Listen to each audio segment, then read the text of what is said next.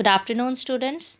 Today we are going to start our chapter 4 of part 2 book, that is Change and Development in Rural Society. Clear? First of all, I would like to tell you about that India is basically a rural society. It is called the land of villages. Our economy rests on agriculture. The farmer's agriculture is not only an occupation but a way of life also. So, this country has unity in diversity. Different regions, different regions and states have different features. Clear? So, our India is basically a rural society. We can say that Indian society is primarily a rural society, but face of society is urban. ठीक है, जो primarily हमारी India की society है वो rural society है, लेकिन जो हमारा यहाँ का फेस है सोसाइटी का वो अर्बन है. अब आपने देखा होगा कि न्यूज़ जैसे आती हैं तो उसमें अर्बन सिटीज़ की न्यूज़ जो होती है वो ज़्यादा होती है, ठीक है, और रूरल की जो होती है वो कम होती है. तो जो इम्पैक्ट है वो हमारे अर्बन सोसाइटी का ज़्यादा है. Clear? So I am starting the reading of this chapter. Indian society is primarily a rural society, though urbanization is growing.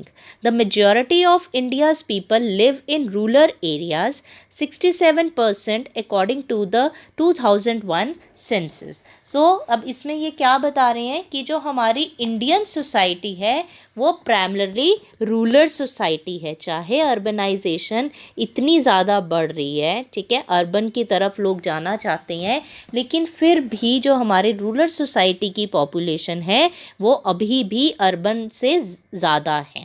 तो जो 2001 का सेंसस है उसके अकॉर्डिंगली रूरल एरियाज़ में 67% पॉपुलेशन है और अर्बन एरियाज़ की ऑलमोस्ट 39% जो है वो हमारी पॉपुलेशन है. Clear? So they make their living from agriculture or related occupations.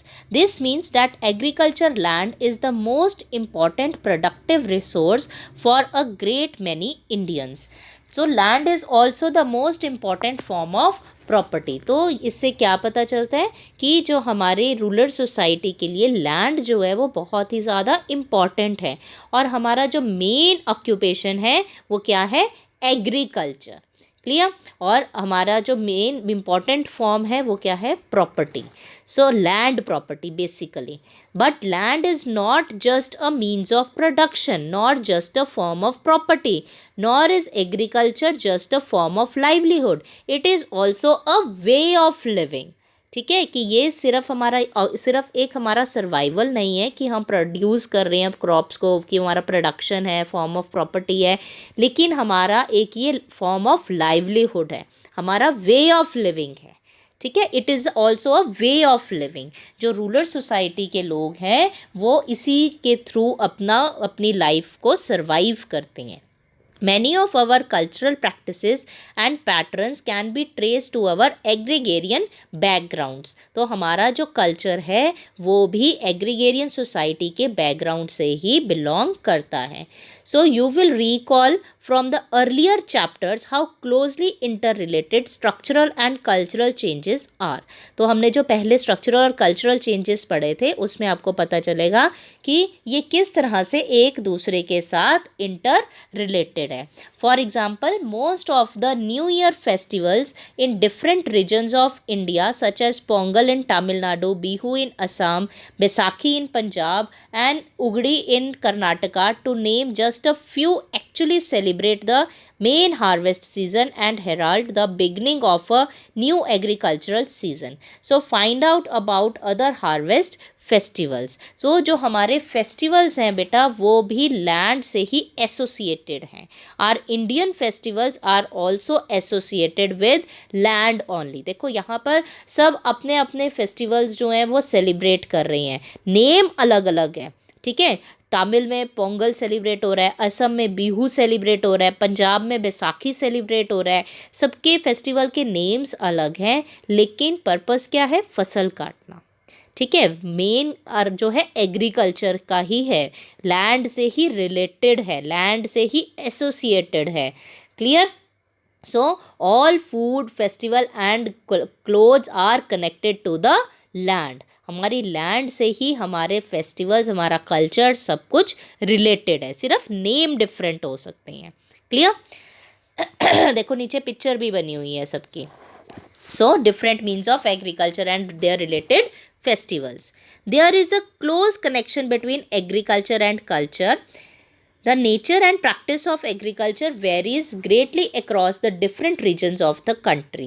These variations are reflected in the different regional cultures. One can say that both the culture and social structure in rural India are closely bound up with agricultural and the agrarian way of life. तो ये दोनों एक दूसरे के साथ related है।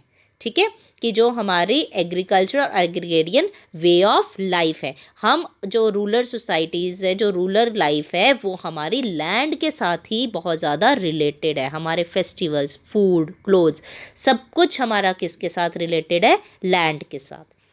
So agriculture is the single most important source of livelihood for the majority of the rural population.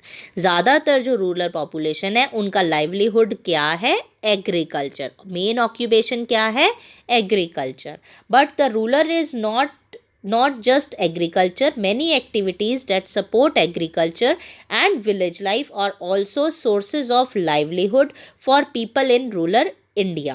For example, a large of artisans such as potters, carpenters, weavers, ironsmiths and goldsmiths are found in rural areas. They were once part and parcel of the village economy. Their numbers have been steadily lessening since the colonial period. ये हमने पहले पढ़ा था chapter 1 में कि जब से colonial period आया था, with the coming in of globalisation, जब ये ग्लोबलाइजेशन जब से हुई 1991 से आप लगा लो, जब से ये स्टार्ट सेटअप हुआ, so many other occupations have been introduced in. ठीक है, तो रूरल लाइफ में और भी बहुत सारी ऑक्यूपेशंस आ गई, जैसे कि स्कूल्स इंट्रोड्यूस हुए वहाँ पर, तो टीचर्स को ऑक्यूपेशन हुई, हॉस्पिटल्स हुए तो नर्सेज एंड डॉक्टर्स हैं, बहुत सारे लोगों को गवर्नमेंट जॉब्स मिल गई, जैसे पोस्ट ऑफिस की, पोस्ट एंड टेलीग्राफ की है। तो बहुत सारे वहाँ पर सिर्फ एक एग्रीकल्चर की ही नहीं ऑक्यूपेशन, उसके बाद ग्लोबलाइजेशन के बाद और भी बहुत ज़्यादा अलग अलग ऑक्यूपेशंस सेटअप हो गई। So many factories have been coming up, बहुत सारी फैक्ट्रीज़ जो हैं वो रूरल में जाकर सेटअप हो रही हैं, and rural people provide labour there, and rural people provide labour in that factories. Clear? So rural life also supported many other specialists and craft person as storytellers, astrologers, priests, water distributors and oil pressurers. The diversity of occupation in rural India was reflected in the caste system. तो पहले क्या था हमारा जो Indian system था, जो हमारा India का ट्रेडिशनल सिस्टम था, कास्ट सिस्टम था। तो ये सारा किस पर डिपेंडेंट था? कास्ट पर। ठीक है, सो अपर का जो 4 डिविजन्स हमारे कास्ट हैं उसी के अकॉर्डिंगली सबकी ऑक्यूपेशन होती थी। क्लियर? सो सर्विस क्लास इतनी ज़्यादा नहीं थी यहाँ पर, अपर कास्ट के अकॉर्डिंगली ही सबको अपनी अपनी जॉब होती थी, जैसे वॉशरमैन है, पॉटर्स हैं, गोल्ड स्मिथ्स हैं, तो सबको कास्ट के अकॉर्डिंगली वर्क करना था। So some of this traditional occupations have declined, और अब जो है अर्बनाइजेशन होने से, ग्लोबलाइजेशन के बाद ये ऑक्यूपेशंस डिक्लाइन रेट पर हैं, ये ख़त्म होती जा रही हैं, कम होती जा रही हैं। Clear? But increasing interconnection of the rural and urban economies have led to many diverse occupations. ठीक है, जो इंटर रिलेशन होता जा रहा है रूरल और अर्बन, शहरों और गांवों के बीच का जो रिलेशनशिप बढ़ता जा रहा है, उससे और अदर ऑक्यूपेशंस भी इंक्रीज हो रही हैं। जैसे मैंने अभी आपको बताया, टीचर्स की, नर्सेज, डॉक्टर्स। ठीक है, many people living in rural areas are employed in और have livelihoods based in rural non farm activities. For instance, there are rural residents employed in government services such as the postal and education departments, factory workers और in the army who earn their living through non agricultural activities, जो कि अपना survival non agricultural activity से भी करते हैं, मतलब अपनी अर्निंग अदर एक्टिविटीज़ से भी कर रहे हैं। देखो नीचे पिक्चर दी हुई है उस रूरल लाइफ की, जो हमारी डिफरेंट डाइवर्सिटी ऑफ ऑक्यूपेशन है। तो सिर्फ अब जो है वहाँ पर एग्रीकल्चर ही एक हमारा ऑक्यूपेशन नहीं है रूरल सोसाइटी में, बट अदर्स से भी हम आगे अपना कर रहे हैं, अपने ऑक्यूपेशन लोग हैं वो कर रहे हैं। So next topic we are going to start, that is agrarian structure, caste and class in rural India. Clear. तो अब नेक्स्ट हम क्या कर रहे हैं कि जो हमारी रूरल सोसाइटी है वो दो हायरार्कीज में डिवाइड हुई हुई है। क्लियर। टू हायरार्कीज में डिवाइड है, कास्ट और क्लास, दो में ये डिवाइड हुई है। क्लियर। तो अब कास्ट तो आपको पता चल गया, जो डिस्ट्रीब्यूट होते हैं अपर कास्ट लोअर कास्ट, जो सारे 4 डिविजन्स जो हैं, ब्राह्मण्स, क्षत्रियाज, वैश्याज एंड शूद्राज में। क्लास क्या होता है बेटा, जिसकी हायर कास्ट होगी उसी के पास लैंड ज़्यादा होगी, ठीक है, प्रॉपर्टी ज़्यादा होगी, तो ऑब्वियसली क्लास भी उसी की हाई होगी। क्लास को हम कैसे डिफाइन करते हैं, जिसकी इकोनॉमिक कंडीशंस अच्छी होती हैं, जिसके पास प्रॉपर्टी पैसा ज़्यादा होता है। Clear. So caste and class are associated with each other. तो कास्ट और क्लास जो है वो दोनों एक दूसरे के साथ एसोसिएटेड हैं। Clear. So I am starting the reading. Agricultural land is the single most important resource and form of property in rural society। ठीक है, एग्रीकल्चर लैंड जो है वही मेन रिसोर्स है और वहाँ पर मेन यही प्रॉपर्टी है रूरल सोसाइटी में लोगों का। But it is not equally distributed among people living in a particular village और रीजन। लेकिन वो इक्वली डिस्ट्रीब्यूटेड नहीं है जो लोग वहाँ पर रह रहे हैं उनके बीच में। Nor does everyone have access to land। In fact, the distribution of land holdings in most regions is highly unequal among households. In some parts of India, the majority of rural households own at least some land, usually very small plots. In other areas, as much as 40 to 50% of families do not own any land at all. This means that they are dependent on agricultural labor or other kinds of work for their livelihoods. This, of course, means that a few families are well to do. The majority live just above or below the poverty line. What does this means? That agrarian structure depends upon the land holdings, amount of land a person holds, कि जो upper caste का होगा उसके पास ज़्यादा land है, उसके पास ज़्यादा property है, तो वही जो है वो रिच होगा। अभी भी अगर आप गाँवों में देखो तो मोर देन 80% जो है बेटा वो स्मॉल मार्जिनल फार्मर्स हैं, वो सब्सटेंटेंस एग्रीकल्चर करते हैं। ठीक है। There is unequal distribution of land, some people have lots of land and some people don't have any. कुछ लोगों के पास तो बहुत लैंड है और कुछ लोगों के पास जो है वो लैंड है ही नहीं, तो वो बाकी दूसरे कामों से ही अपनी सर्वाइवल जो है वो पूरी करते हैं। क्लियर। और मार्जिनल फार्मर्स क्या होते हैं, जो प्रोडक्शन मतलब इतनी ही प्रोडक्शन उनके वहाँ पर ज़मीन पर होती है जिससे कि वो अपनी फैमिली का सर्वाइवल कर सकें। क्लियर। वो इतना प्रोड्यूस नहीं करते कि उसे मार्केट में सेल कर कर प्रॉफिट गेन कर सकें और अपना सर्वाइवल कर सकें। बस वो उतने मोस्टली जो 80% है वो अभी भी इंडिया के रूरल सोसाइटी में, रूरल एरियाज़ में मार्जिनल फार्मर्स ही हैं। क्लियर। जो सिर्फ अब प्रोडक्शन करते हैं और अपने परिवार को ही सर्वाइव उस पर कर पाते हैं, उसको मार्केट में प्रोडक्शन को सेल आउट नहीं करते। क्लियर है ये paragraph. Next paragraph I am reading.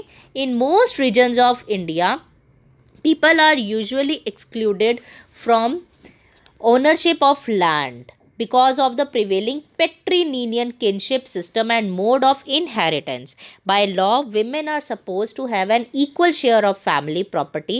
In reality, they only have limited rights and some access to land only as part of a household headed by a man. अब देखो इस paragraph में क्या बता रही हैं, status of women, that status of women in this area और in this country in rural society is very low. Position of women they are telling कि women's position is very low, they can't own land, वो अपनी land नहीं ले सकती। क्यों? क्योंकि ये पैट्रीलिनियल सोसाइटी है। पैट्रीलिनियल सोसाइटी का मतलब क्या होता है?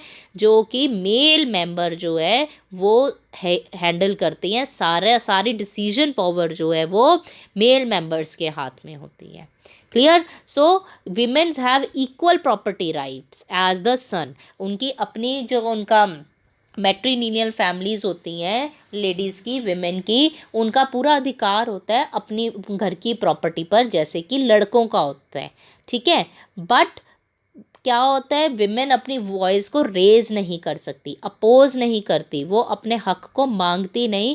क्यों? क्योंकि वो डरती हैं कि अगर मैंने अपने घर में जाकर अपनी प्रॉपर्टी पे अधिकार मांगा तो डिफरेंसेस हो जाएंगे फैमिली में। सो इसी डर की वजह से वो अपनी प्रॉपर्टी के राइट्स नहीं लेती, उसको वहीं पर वो छोड़ देती हैं। Because our society said that property, in property sons are having only rights, but ladies are having, women are having legal rights on the property. Clear? Next I am starting. The term agrarian structure is often used to refer to the structure or distribution of land holdings. Clear? अब वो main agrarian structure जो है वो हमें क्या बताता है? Distribution of land holding, कि किस तरह से जो रूरल सोसाइटी की लैंड है वो डिस्ट्रीब्यूट हुई है, डिवाइड हुई है। Because agricultural land is the most important productive resource in rural areas access to landships in the rural class structure. क्योंकि यहाँ पर जो मेन है हमारा वो क्या है? लैंड प्रॉपर्टी ही है। क्लियर? तो वो किस तरह से डिवाइड हुई है, अब वो ये आपको बताएंगे कि टाइप्स ऑफ लैंड होल्डिंग्स क्या हैं, वो हम इसमें पढ़ेंगे। Access to land largely determines what role one plays in the process of agriculture production. Medium and large landowners are usually able to earn sufficient or even large incomes from cultivation. पहले तो कौन से हो गए बेटा? First कौन से हो गए? Large landers, land owners. ठीक है? Those who are have own large amount of land, जिसकी अपनी बहुत बड़ी ज़मीन होती है और जिन्हें हम पहले ज़मींदार्स भी कहते थे। ठीक है? तो जो ऐसे लैंड ऑनर्स होते हैं उनकी बहुत अच्छी इनकम होती है, दे आर वेरी रिच, वो बहुत अमीर होते हैं, करोड्स में भी इनकम होती है। और आपको पता है इंडिया में जो एग्रीकल्चर इनकम है ना वो टैक्सेबल नहीं है, उस अर्निंग पर टैक्स नहीं लगता। क्यों नहीं लगता अब ये टैक्स? एक तो चलो पॉलिटिकल रीज़न हो गया कि इस पर हम टैक्स नहीं लगाते, लेकिन मेन रीज़न क्या है कि एग्रीकल्चर इनकम पर टैक्स क्यों नहीं लगता? क्योंकि जो एग्रीकल्चर इनकम है बेटा वो फ्लक्चुएट करती रहती है। ठीक है? लेकिन जो टैक्स लगता है वो एक कांस्टेंट इनकम के ऊपर लगता है। ठीक है? तो जैसे कि एक अनियन है वो आज 20 रुपीज़ पर केजी है और कुछ टाइम के बाद वही 100 रुपीज़ पर केजी हो जाएंगे। तो जो ये रेट्स हैं वो फ्लक्चुएट करते रहते हैं।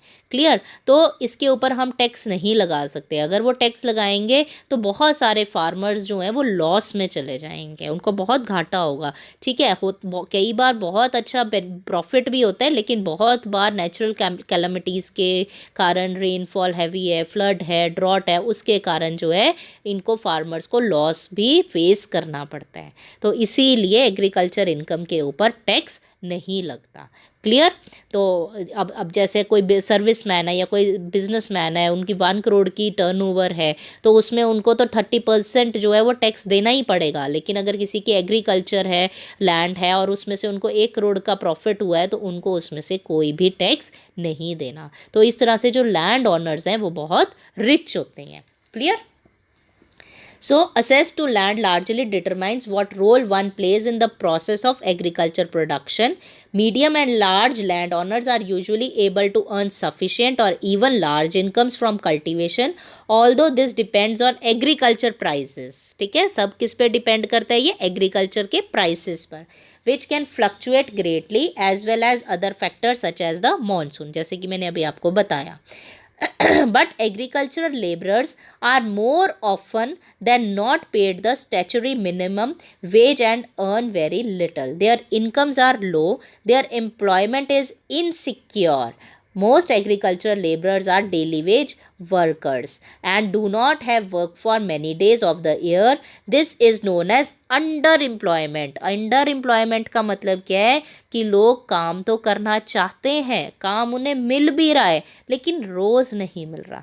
जैसे दिहाड़ी वाले लोग होते हैं, ठीक है, काम कर रहे हैं लेकिन रोज़ उन्हें काम नहीं मिल रहा, कभी कभी उन्हें काम मिलता है, ठीक है। साल के बहुत कम दिन ही होता है जब उन्हें काम मिलता है और वो पैसा अर्न कर पाते हैं, इसीलिए वो पुअर रह जाते हैं, ठीक है। तो अब जैसे पंजाब की लैंड है बेटा, तो वहाँ पर जो पंजाब के लोग ही अगर वहाँ पर रहकर करेंगे वहाँ लेबरर्स और वर्कर्स, तो वो बहुत कॉस्टली पड़ता है, ठीक है। और वैसे भी डेंसिटी ऑफ पॉपुलेशन जो है वो पंजाब की कम है if we will compare it with UP और बिहार।